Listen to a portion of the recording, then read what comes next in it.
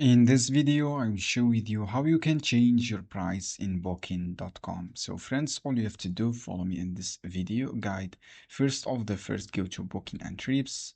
When you go to Booking and Trips, click on Manage Your Bookings or go to Calendar, this option Calendar. As you can see here, choose your calendar, this one.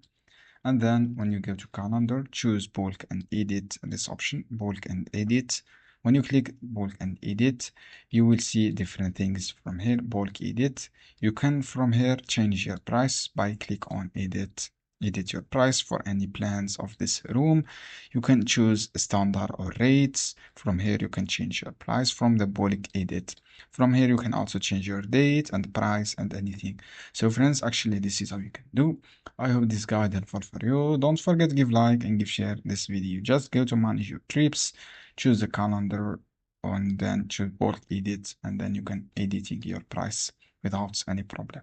So friends, actually this is how you can do. I hope this guide helpful for you. Don't forget to give like and give share this video for more content.